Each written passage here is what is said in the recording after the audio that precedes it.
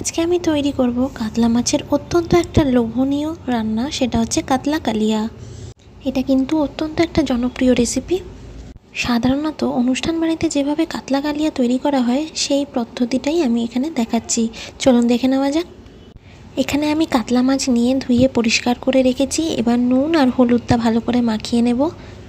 ভালো করে মাছগুলোকে হলুদ আর নুন মিশিয়ে নেওয়ার পর 5-10 মিনিট কিন্তু রেখে দিতে হবে, যাতে মাছের মধ্যে নুন আর হলুদটা মিশে যায়।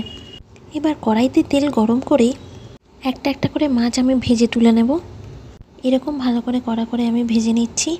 এক পিঠটা হয়ে গেলে আরেক পিঠটা ভালো করে ভেজে নিয়ে তুলে নিতে হবে। সব মাছগুলো এক এক করে ভেজে নেওয়ার পরে এবার সেই তেলেই ফোড়নে দিচ্ছি গোটা গরম মশলা, একটা তেজপাতা আর হাফ টিস্পুন সাদা জিরে। এবার ফোড়নটা 5-6 সেকেন্ড মতো নাড়িয়ে চাড়িয়ে নেব। তারপর ভালো গন্ধ বেরিয়ে এলে দিয়ে দেব কুচিয়ে রাখা পেঁয়াজ।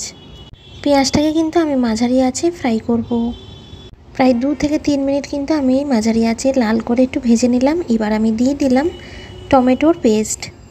এবার আমি বেশ কিছুক্ষণ এটাকে কষিয়ে নিচ্ছি। মাঝারি আঁচে 2 মিনিট আমি ফ্রাই করেছি। এবার আমি দিয়ে দিলাম আদা রসুনের পেস্ট। যত ভালো করে কষানো হবে, তেল ছাড়বে, তত কিন্তু কালিয়া ভালো হবে খেতে। এক এক করে এবার গুঁড়ো মশলাগুলো আমি অ্যাড করছি। দিয়ে দিলাম হলুদ গুঁড়ো, কাশ্মীরি লঙ্কার গুঁড়ো, শুকনো লঙ্কার গুঁড়ো। এবার সবটা কিন্তু ভালো করে একবার কষিয়ে নেব। দেখুন আস্তে আস্তে কিন্তু রঙটা বদলাচ্ছে, কীরকম লাল হয়ে যাচ্ছে। ঠিক এই পর্যায়ে কষাতে কষাতে আমি দিয়ে দেব স্বাদ মতো নুন। নুনটা আপনারা আপনাদের প্রয়োজন মতো দিয়ে নেবেন। এখানে 1.5 চামচ মতো নুন দিলাম। দিয়ে দিলাম আমি স্বাদ মতো চিনি। কালিয়াতে একটু চিনি না দিলে ভালো লাগে না। এবার আমি এটাকে আবার কিছুক্ষণ ধরে ফ্রাই করে নিচ্ছি। 2 মিনিট মতো মশলাটাকে ভালোভাবে আমি কষিয়ে নিচ্ছি। ফ্লেমটা আপনি লো টু মিডিয়াম রাখতে পারেন, না হলে কিন্তু কড়াইতে লেগে যাবে। দেখুন কষাতে কষাতে রঙটা একদম লাল হয়ে গেছে। মশলাটা কিন্তু আমার বেশ কষানো হয়ে গেছে। এবার আমি অ্যাড করছি অল্প গরম জল, কারণ কড়াইতে লেগে যাবে। একটু ভালো করে নাড়িয়ে চাড়িয়ে নিচ্ছি। এবার এই পর্যায়ে আমি দিয়ে দেব উষ্ণ গরম জল। যতটা আপনাদের গ্রেভির প্রয়োজন ততটা আপনারা জল ব্যবহার করবেন। আর মাছগুলো সিদ্ধ হওয়ার জন্য আমাদের জলটা একটু ভালোভাবে দিতে হবে। আমি যতটা দিয়েছি ততটা জল দিলে হয়ে যাবে। এবার এক এক করে ভাজা মাছগুলো আমি দিয়ে দেব। মাছগুলো দেওয়ার পরে আপনারা নুন ঝাল মিষ্টিটা দেখে নেবেন।